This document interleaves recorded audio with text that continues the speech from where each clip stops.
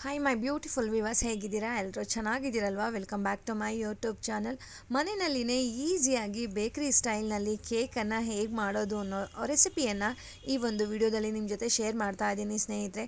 ಒಂದ್ಸಲ ಇದನ್ನು ಮಾಡೋದಕ್ಕೆ ಶುರು ಮಾಡಿದ್ರೆ ಮಕ್ಕಳು ಮನೇಲಿ ಪದೇ ಪದೇ ಬೇಕು ಅಂತ ಹೇಳ್ತಾರೆ, ಯಾಕಂದರೆ ಅಷ್ಟು ರುಚಿಯಾಗಿರುತ್ತೆ ಮತ್ತು ಮಾಡೋದಕ್ಕೆ ನಮಗೂ ಕೂಡ ಅಷ್ಟೇ ತುಂಬಾ ಈಸಿ ಮತ್ತು ಕಡಿಮೆ ಇಂಗ್ರೀಡಿಯೆಂಟ್ಸ್, 3 ಇಂಗ್ರೀಡಿಯೆಂಟ್ಸ್ ಇದ್ದರೆ ಸಾಕು, ಸೂಪರ್ ಆಗಿರೋ ಅಂಥ ಕೇಕನ್ನು ಮನೆಯಲ್ಲಿನೇ ರೆಡಿ ಮಾಡಿ ಕೊಡ್ಬೋದು. ಅದೇ ರೀತಿಯಾಗಿ ಯಾವುದಾದ್ರೂ ಫೆಸ್ಟಿವಲ್ಸ್ ಇದೆ ಅಂತ ಅಂದರೆ ಸ್ನ್ಯಾಕ್ಸ್ ಟೈಮ್ಗೆ ಎಲ್ಲ ಸೂಪರಾಗಿ ಇರುತ್ತೆ. ಬನ್ನಿ ಹೇಗೆ ಮಾಡೋದು ಅಂತ ನೋಡ್ಕೊಂಡು ಬರೋಣ. ನಾನಿಲ್ಲಿ 10 ರುಪೀಸ್ದು 2 ಮಾರಿ ಲೈಟ್ ಬಿಸ್ಕೆಟನ್ನು ತೊಗೊಂಡಿದ್ದೀನಿ. ಏನಿ ಬಿಸ್ಕೆಟ್ಸ್, ಯಾವ ಬಿಸ್ಕೆಟ್ ಬೇಕಾದರೂ ತೊಗೊಳ್ಬೋದು ಸ್ನೇಹಿತರೆ. ಇಲ್ಲಿ 10 ರುಪೀಸ್ದು 2 ಪ್ಯಾಕೆಟನ್ನು ತೊಗೊಂಡಿದ್ದೀನಿ. ಅದನ್ನು ನೀಟಾಗಿ ಓಪನ್ ಮಾಡಿ ಹಾಕೋತಾ ಇದ್ದೀನಿ. ನೀವು ಅದನ್ನು ಪೀಸ್ ಮಾಡಿ ಬೇಕಾದರೂ ಹಾಕ್ಕೊಳ್ಬೋದು, ಇಲ್ಲ ಹಾಗೆ ಬೇಕಾದರೂ ಹಾಕ್ಕೊಳ್ಬೋದು. ಮಿಕ್ಸಿನಲ್ಲಿ ಚೆನ್ನಾಗಿ ಗ್ರೈಂಡ್ ಆಗಬೇಕು, ಅದು ಫೈನ್ ಪೌಡರ್ ಅಂತೀವಲ್ವ ಆ ರೀತಿ ಹಾಕಬೇಕು. ನೀವು ಈ ಥರ ಹಿಂಗೆ ಪೀಸ್ ಮಾಡಬೇಕಾದ್ರೂ ಹಾಕ್ಬೋದು, ಇಲ್ಲ ಹಾಗೆ ಬೇಕಾದರೂ ಹಾಕ್ಬೋದು. ಮಾರಿ ಬಿಸ್ಕೆಟಲ್ಲಿ ಸ್ವಲ್ಪ ಸ್ವೀಟ್ ಅಂಶ ಕಡಿಮೆ ಇರುತ್ತೆ, ಅದಕ್ಕೋಸ್ಕರ ಇಲ್ಲಿ 4 ಸ್ಪೂನಷ್ಟು ಸಕ್ಕರೆ ಹಾಕೋತಾ ಇದ್ದೀನಿ ಅಷ್ಟೇ ಸ್ನೇಹಿತರೆ, ಜಾಸ್ತಿ ಏನೂ ಇಲ್ಲ.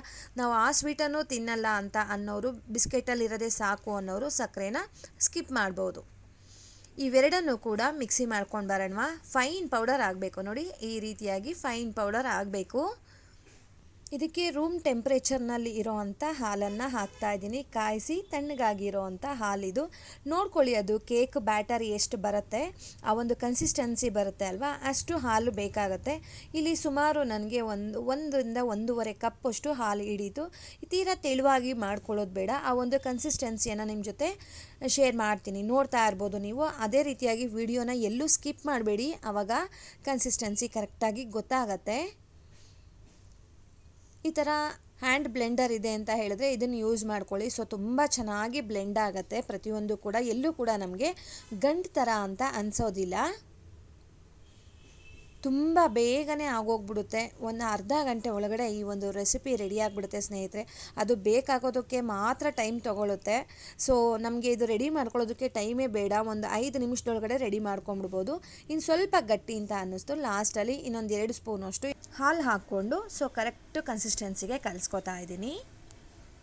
ನಮಗೆ ಇಡ್ಲಿ ಹಿಟ್ಟು ಬರುತ್ತಲ್ವಾ, ಸೊ ಆ ರೀತಿಯಾಗಿದ್ದರೆ ಸಾಕು ಸ್ನೇಹಿತರೆ, ತುಂಬ ಚೆನ್ನಾಗಿ ಬರುತ್ತೆ ನೋಡಿ. ಈ ರೀತಿಯಾಗಿ ನಾವು ಈ ಥರ ಹಿಂಗೆ ಮೇಲಿಂದ ಬಿಟ್ಟರೆ ಈ ರೀತಿಯಾಗಿ ಬರಬೇಕು, ಆವಾಗ ಕನ್ಸಿಸ್ಟೆನ್ಸಿ ಕರೆಕ್ಟಾಗಿದೆ ಅಂತ.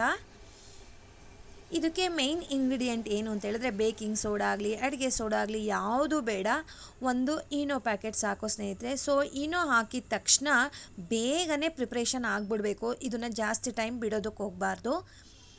ಅದ್ರ ಮೇಲೆ 1 ಸ್ಪೂನಷ್ಟು ಎಣ್ಣೆ ಹಾಕಿದ್ರೆ ನೀಟಾಗಿ ಈ ಥರ ಹಿಂಗೆ ಉಬ್ಬುತ್ತೆ. ಅದನ್ನೆಲ್ಲ ಮಿಕ್ಸ್ ಮಾಡ್ಕೊಂಬೇಡ, ಬೇಗನೆ ಮಿಕ್ಸ್ ಆಗಿಬಿಡುತ್ತೆ ನೋಡಿ.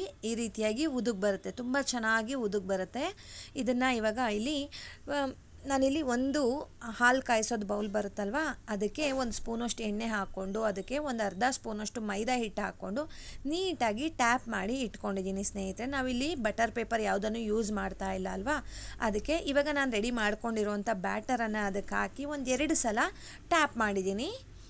ಇಲ್ಲಿ ನಾನು ಉಪ್ಪು ಹಾಕಿಬಿಟ್ಟು ಒಂದು 8 ನಿಮಿಷ ಪ್ರೀ ಹೀಟ್ ಮಾಡ್ಕೊಂಡಿದ್ದೆ. ನಾನು ಅದು ರೆಡಿ ಮಾಡೋ ತನಕ ಟೈಮ್ ಇರುತ್ತಲ್ವ, ಆ ಟೈಮ್ನಲ್ಲಿ ಕುಕ್ಕರಲ್ಲಿ ರೆಡಿ ಮಾಡಿ ಇಟ್ಕೊಂಡಿದ್ದೆ. ಸೊ ಇದಕ್ಕೆ ಇವಾಗ ನಾವು ರೆಡಿ ಮಾಡಿ ಇಟ್ಕೊಂಡಿರೋ ಅಂಥ ಕೇಕ್ ಬ್ಯಾಟರ್ ಮೌಲ್ಡ್ ಏನಿದೆ ಅದನ್ನು ಇದಕ್ಕೆ ಇಟ್ಬಿಟ್ಟು ಸುಮಾರು ಸ್ನೇಹಿತರೆ ನನಗೆ ಇದು 30ರಿಂದ 32 ನಿಮಿಷ ಬೇಕಾಯಿತು.